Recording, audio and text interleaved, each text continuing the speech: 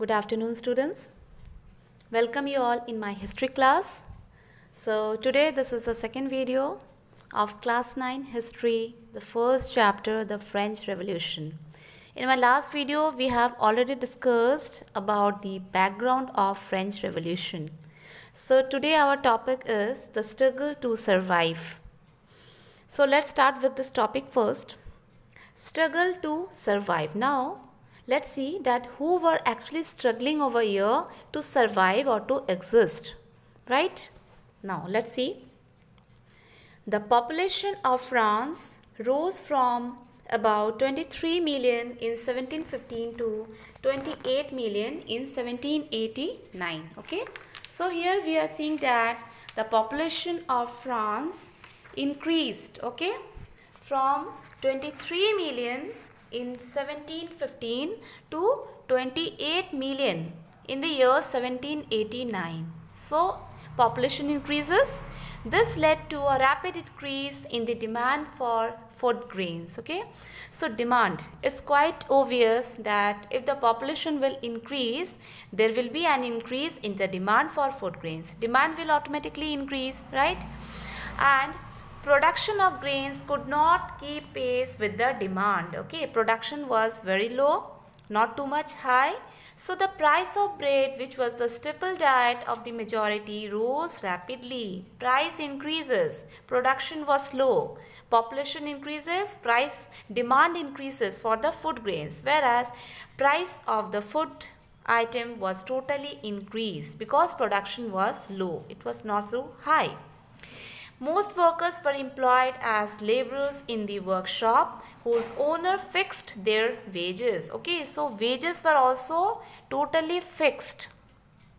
So the gap between the poor and the rich widened. Okay, wages did not keep pace with this, the rise in prices. So the gap between the poor and the rich widened. So what happened?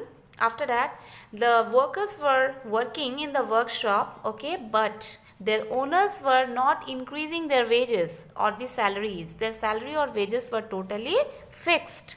So the gap between the rich and the poor quite widened, increases. So things become more worse, okay, whenever drought or hail reduce the harvest. So this was another negative impact, we can say, that is prices of food grains increases. Okay, means shortage of food was there, prices was too high, whereas this time drought or hail also took place. That means it bad harvest. Okay, it lead to bad harvest. So this led to a subsistence crisis that time, something that occurred frequently in France during the old regime. Okay, during that time period, during the old regime, what happened? Drought or hail occurred frequently, okay, which led to subsistence crisis. Okay, what is the meaning of subsistence crisis, children? It means an extreme situation where the basic means of livelihood are endangered. Okay, it is an extreme situation where the basic means of livelihood, which is the necessity of every day, okay, it's totally endangered. Okay, people were not getting the basic amenities, okay, the basic means of livelihood which they required in their everyday life. Okay, so this is a type of situation, extreme situation, a very bad and worse situation. Okay, now children, this is actually very important. Okay,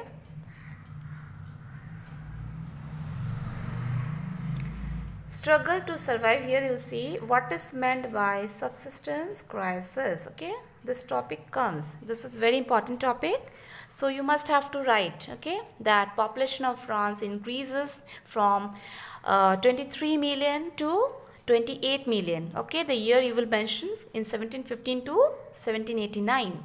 This led, and after that what happened? Demand for food grains increases, but production was low, and the price of bread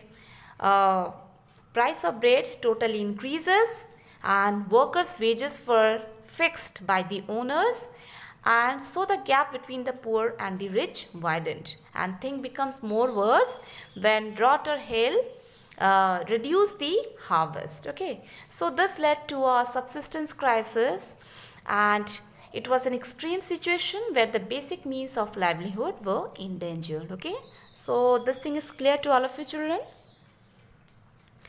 Next, coming to another topic. Okay, this is just a chart which is given over here, flow chart. Okay, how a subsistence crisis happens.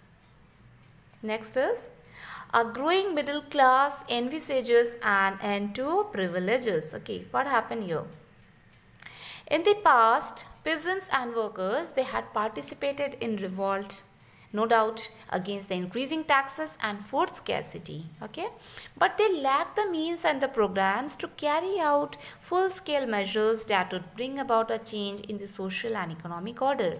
Okay, that means the peasants and the workers, okay, the farmers, the small laborers, okay, they were participating in protest and revolt, okay, against the increasing taxes, against the food shortage, but they don't have such, planning, a type of program that how they will carry out this protest or this revolution. Okay, they don't have such idea, and this was left to those groups within the third state who had become prosperous and had access to education and new ideas. Okay, so this was actually, this idea of this program or plan emerged among whom? Among the educated middle class, because they were quite educated and new or innovative ideas emerged in their mind. So this plan was carried out by the middle class, educated middle class people, okay, or the group. Now let's see how the 18th century, it witnessed the emergence of social groups. Okay, some social groups, they emerged in the 18th century and they were known as middle class. Okay, here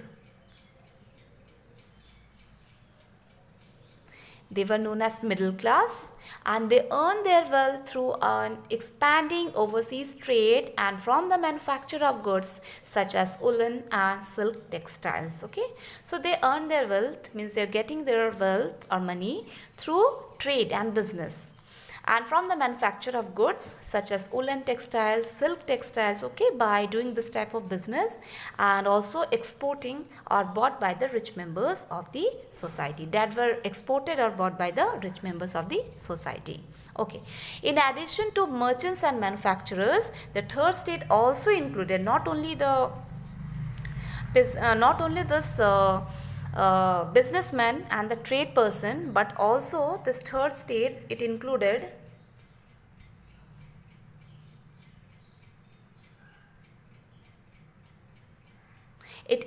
the professions such as lawyers, okay, and administrative officials. Okay, so all those were educated, and they believed that no group in the society should be privileged by birth. Okay, and means their thinking, okay, the thinking is like that nobody should be privileged by birth in this society. Okay, means the first state and the second state, they were getting privileges by birth, no children.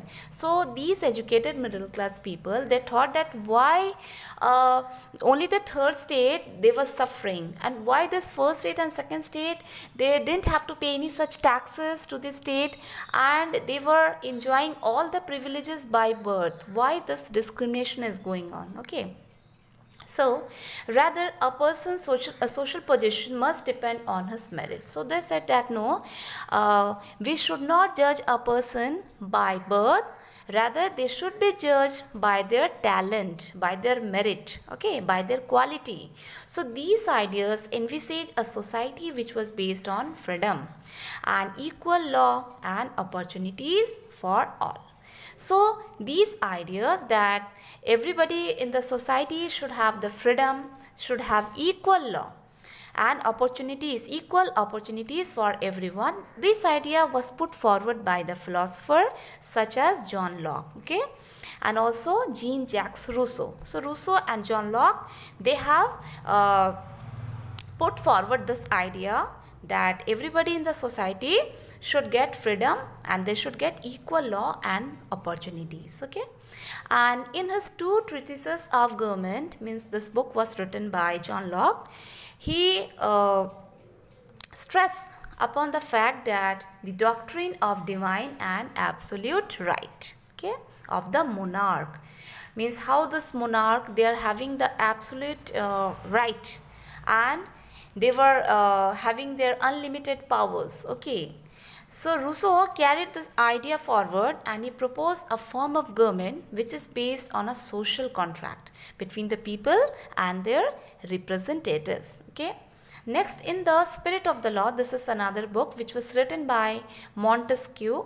He proposed a division of power within the government, okay. He said that in his Spirit of Law, this book, Montesquieu said that there must be a division of power between the legislative, executive and judiciary, okay. Legislative means the lawmaking body, and executive means those who implement the law, and judiciary means the court system, okay. So this model of government was put into force in USA, okay, after the 13 colonies in America declared their independence from Britain, okay. This idea of government or model of government was put into force in USA first, okay. Now the American Constitution and its guarantee of individual rights was an important example, okay, for whom? For the political thinkers in France, okay. So the ideas of these philosophers were discussed intensively in salons and coffee houses and spread among the people. How? Through books and newspapers, okay. So this idea which these philosophers were conveying, a type of message giving to the society, okay. So these ideas were discussed in the society, in salons, coffee houses, where the people are gathering together and discussing something. So these ideas they were actually discussing of these philosophers, and it was spreading through books and also through newspapers. So these were frequently read aloud in the groups for the benefit of those who could not read and write, means those who were illiterate people in the society. These ideas were read aloud, means some person, okay, or somebody, he is going to read all these ideas in the group. Why? So that those who can't read and write, those who were illiterate, they will also understand the idea of these philosophers, okay. Now the news that Louis XVI planned to impose further taxes to be able to meet the expenses of the state, it generated anger and protest against the system of privileges, okay. So what happened here? The news that Louis XVI planned to impose further taxes to meet the expenses, okay, it created anger and protest, okay, among the people against the system of privileges which the only first state and second state group were getting, okay. So this was all about the struggle to survive, as well as a growing middle class envisages an end to privileges. How this middle class emerged and how they put an end, how they will put an end to the privileges, how the ideas were spread, okay, of these philosophers. And later on we'll see these ideas, it soon turned into a conflict among the people, and people will be united and they try to fight and protest against the king or the monarch, King Louis XVI, okay. So that's all for this video, children. I hope these topics are clear, okay. So thank you all and study well.